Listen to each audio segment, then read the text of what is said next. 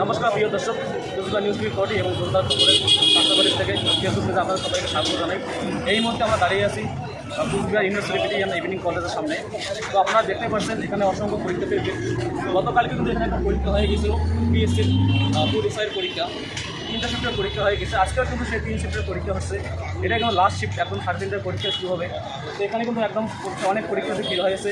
তো আমরা জানবো সেই সমস্ত পরীক্ষার কাছ থেকে তাদের প্রিপারেশন কী আছে, তারা আগে কী করে এরকম পরীক্ষা বসেছিল কিনা, তো সমস্ত বিষয় আজকে আমরা জানবো। আপনারা পেতে থাকুন।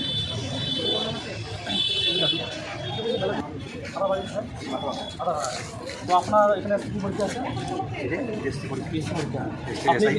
আপনার পরীক্ষা প্রিপারেশন কীরকম আছে? ভালো আছে। আপনি কি এর আগে কোনো পরীক্ষা বসেছিলেন? হ্যাঁ, এর অনেক পরীক্ষা বসেছিলাম। তো এই যে পিএসসি যে পরীক্ষা, এটা কি বছরে বছর হচ্ছে না? এটা তো বিগত অনেক দিন থেকেই হওয়ার কথা, কিন্তু এটা একটু লেটেই হলো। আচ্ছা আচ্ছা। তো আপনার এই বিভিন্ন যে ধরো এক্সাম আছে এসএসসি, এই তো বিভিন্ন যে পরীক্ষা আছে, ইংলিশ মতো পরীক্ষা আপনি কি বসেন? দাদা আপনার নাম কি বলেন? দাদাকে অসংখ্য ধন্যবাদ। তো যাই হোক, আজকে আমরা আরও দাদার কাছ থেকে জানবো তাদের প্রিপারেশন কীরকম আছে। যদি আপনি বলুন আপনার এখানে কি এসেছে? আমার ছেলে আপনি এখানে এসেছেন, আপনার ছেলেকে তো এর আগে কি পরীক্ষা বসেছিল? এর আগে হ্যাঁ, অন্য পরীক্ষা এই পরীক্ষাতে কি কতটা প্রিপারেশন আছে?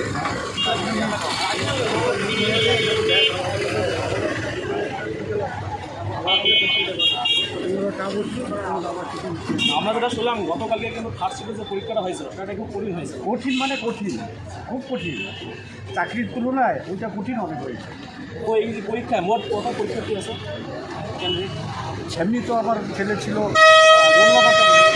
রোল নম্বরটা 32,000 33,32,000 আরও বেশি হবে। আর এই পরীক্ষায় মোট কত ভ্যাকান্সি রয়েছে? ভ্যাকান্সি তো বাকি। আমরা কম্পিউটার আমার ছেলে বুঝতে হচ্ছে যদি কোয়ালিফাই করে তবে কিন্তু চাকরিতে হবে।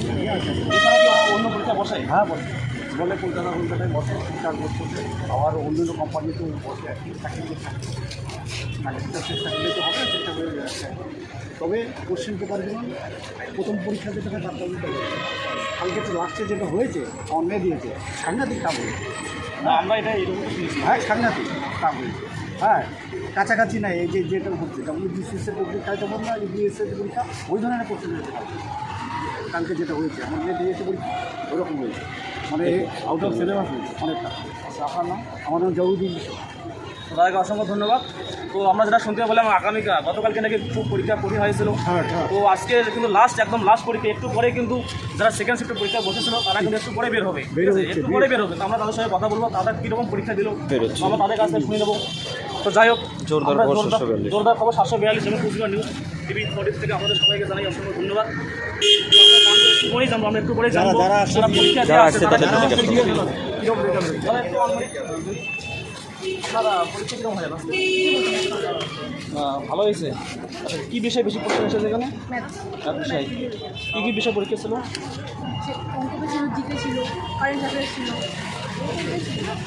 তো আপনি কি আশা করেন? আমার বাড়ি ধন্যবাদ। তো আমরা অন্য জনের কাছ থেকে দাদা আমার বাড়ি, আপনার বাড়ি কত?